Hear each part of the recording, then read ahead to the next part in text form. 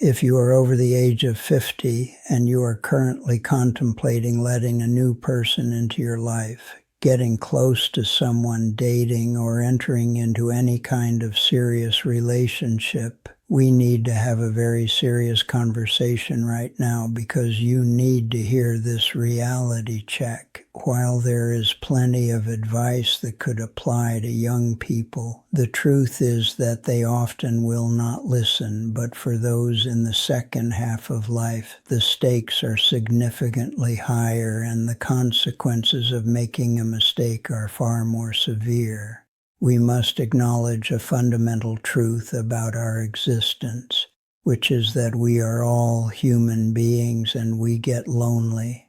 A fact that is especially true if you have been married for a long time and then later in life you found yourself single due to a divorce or the passing of a spouse. If that is the case, there is a very good chance, almost a guarantee, that you are going to be in a more emotionally vulnerable place than you have ever been before. The danger lies in the natural human instinct to seek stability. Living with someone, being in a relationship, and having a partner there is simply what you are used to, and consequently, you are going to want to go back to your comfort level and reclaim what feels normal and natural to you. However, this desire for normalcy can blind you to reality.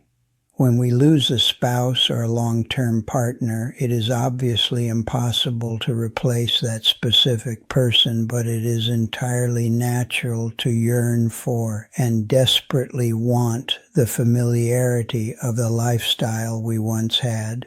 This desperation, however, creates a target on your back. There is no shame in being an emotionally vulnerable human being. But you need to protect yourself because when you are in that state, you are susceptible to people who do not have your best interest at heart. You must understand that while you are looking for companionship, others may be looking for a lifeline to save them from their own bad decisions. Consider the reality of how these dynamics play out.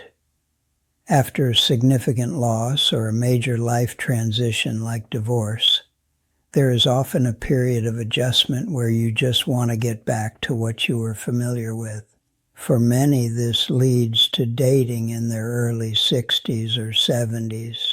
You might dress up, wear your nice jewelry, and present yourself well, but in doing so, you may inadvertently look like you have money, which signals to certain individuals that you are a resource to be harvested rather than a person to be loved.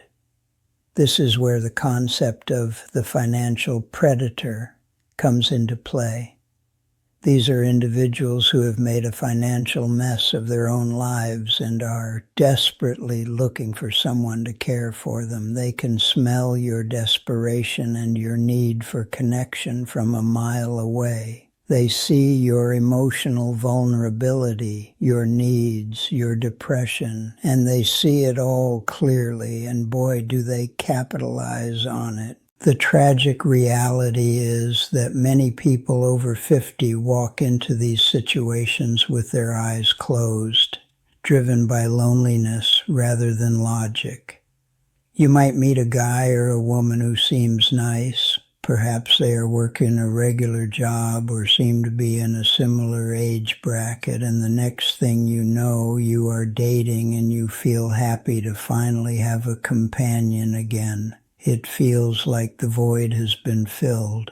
However, further down the road, this can lead to marriage or cohabitation without proper vetting, and that is when the nightmare begins. If you are the one who is more financially stable, showing off the money you have with a nice car or a nice house, you can become a target, and you must not make yourself a target. These predators are not looking for an equal partner. They are looking for a savior. They know exactly what they are dealing with when they meet a vulnerable widow or divorcee, and they know exactly how to manipulate you to get what they need.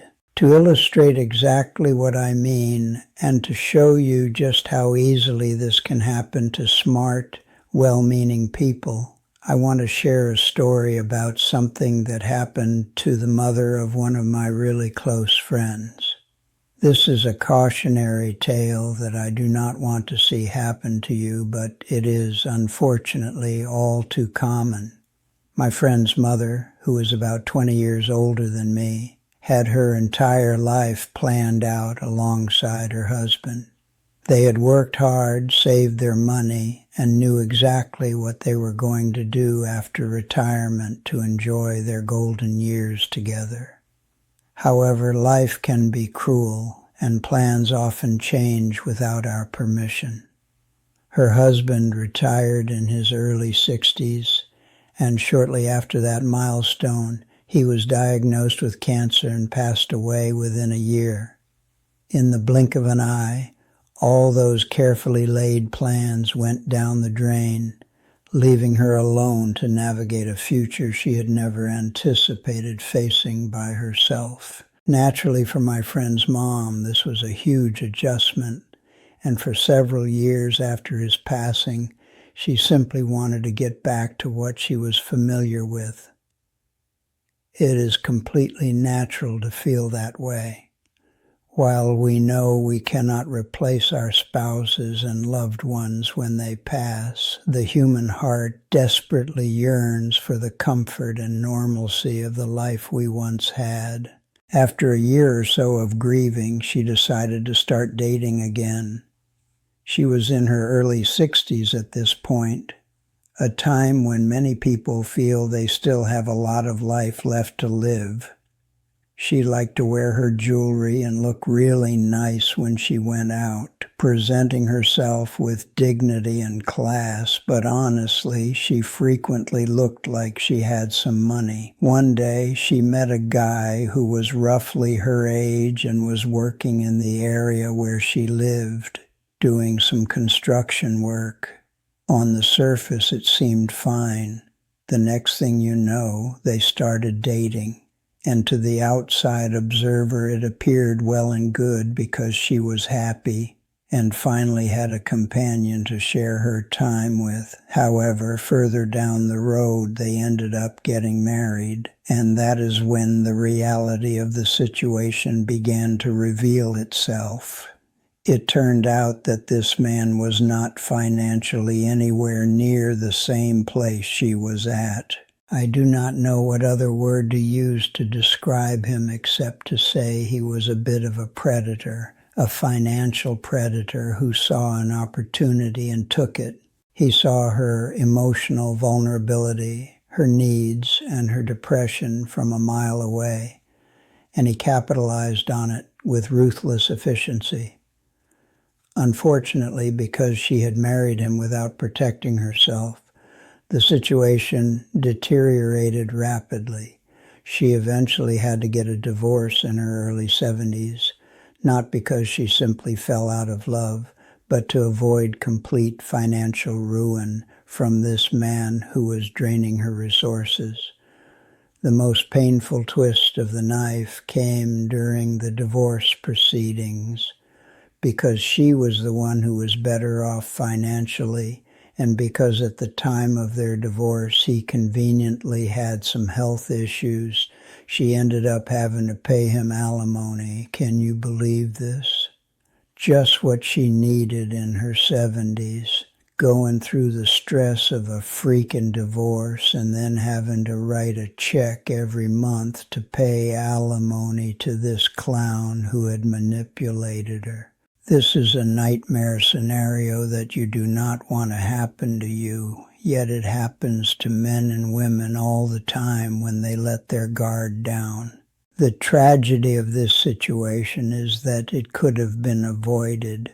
Those of us close to the situation tried to speak up a little bit when we saw things moving too fast, but it did not go well. We were seen as being negative or not supportive of her happiness.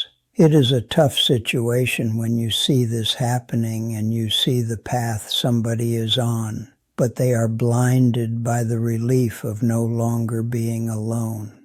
This brings us to the number one way to avoid this kind of disaster, a concept that applies whether you are young or older, but is critical for those over 50. You must be evenly yoked. Do you know what that is? It is an old farming term that references the oxen used to plow fields. You want two big oxen going in the yoke if they have got to pull the cart and do some work. If one of those oxen is a lot smaller and weaker, guess who is going to get stuck carrying the burden? You got it, the big one. The exact same principle holds true with these relationships in the second half of life. If you are the one who is more financially stable, showing the money that you have with your nice car and the nice house you are living in, you can be a target, and you simply cannot afford to make yourself the target. These people out there are desperate because they have made a financial mess of their lives, and they are looking for somebody to care for them. They can smell the desperation a mile away. You need to make sure that if you are going to be with someone, you are evenly yoked, meaning they are in roughly the same stability and financial place as you are. If they are not, it is not going to work unless you have the wealth of a celebrity like Cher or Bill Belichick and you are running around with somebody 30 or 40 years younger than you because you have a lot of coins to spare. You need to be realistic. If you want to make that decision and pay for companionship, you can, no judgment, have at it. But you need to have your eyes wide open and know what the game is you are playing and what you are dealing with. That is usually not the case when you are in an emotionally vulnerable place.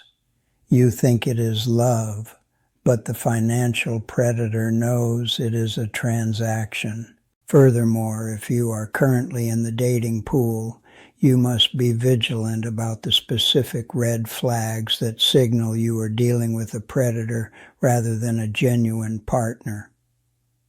One of the most dangerous signs is someone who appears to be exactly what you want them to be.